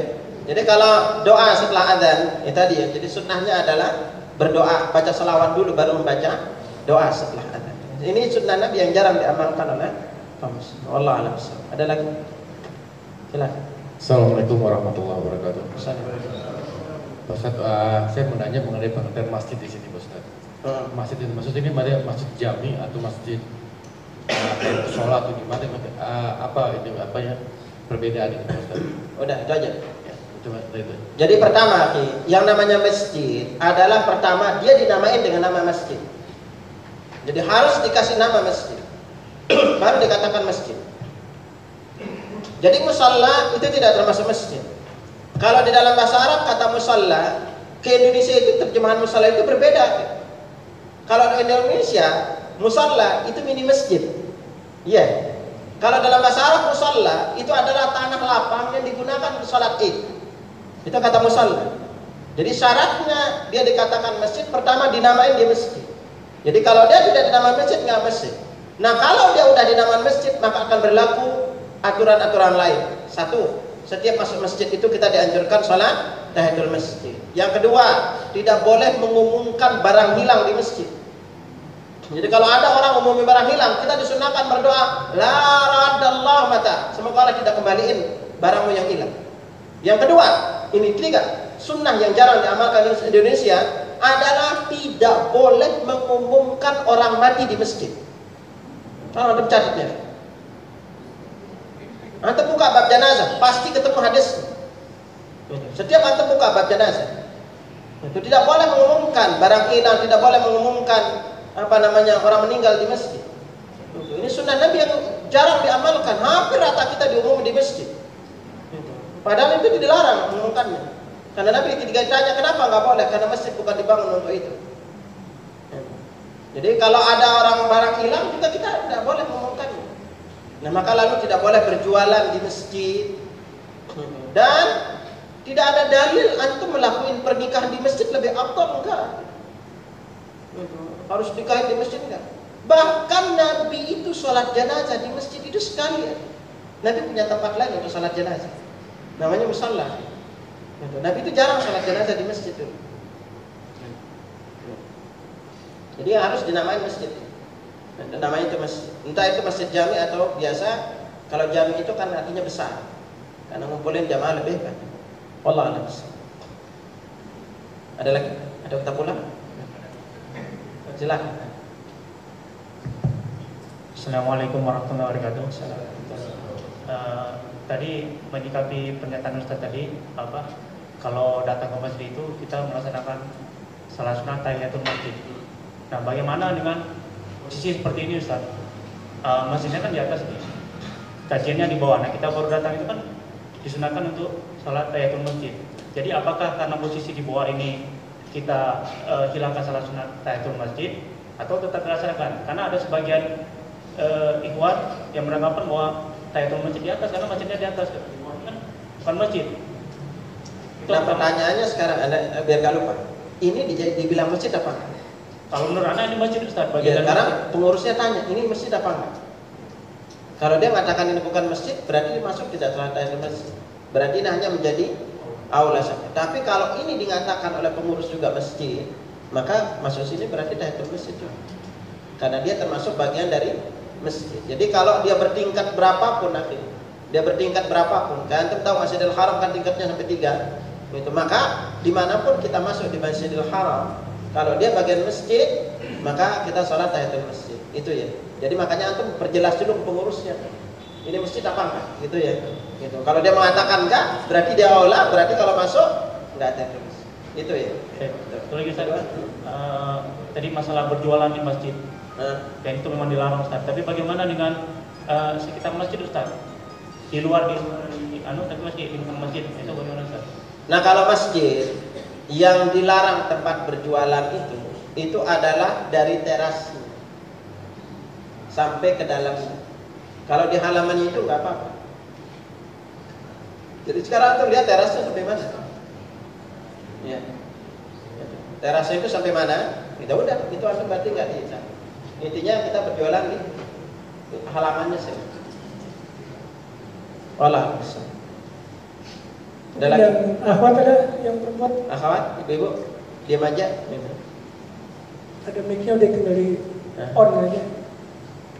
Ada? Silakan. Yang ada yang laki-laki. Ya. Bisik-bisik apa tuh, Pak?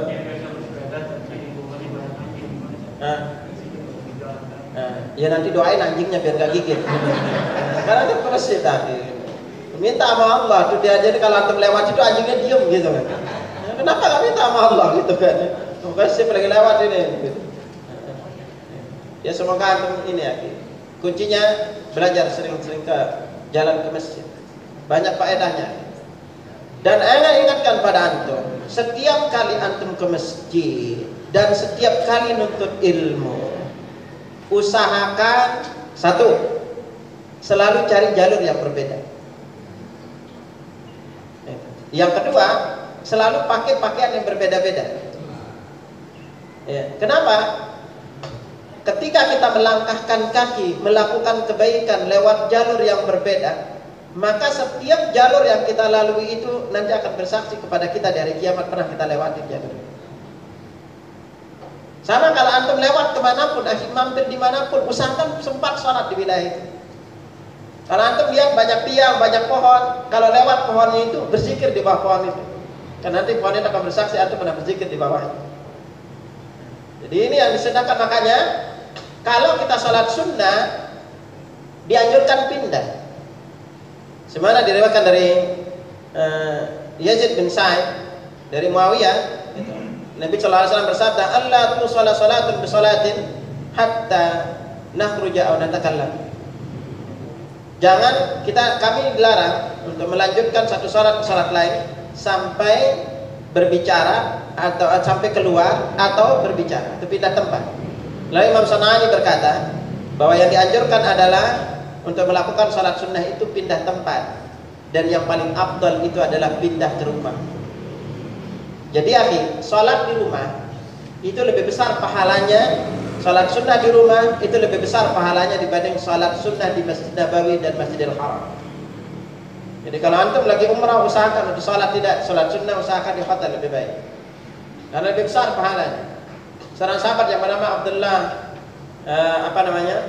bin Zaid Al-Qurashi, dia pernah bertanya kepada Nabi sallallahu alaihi wasallam.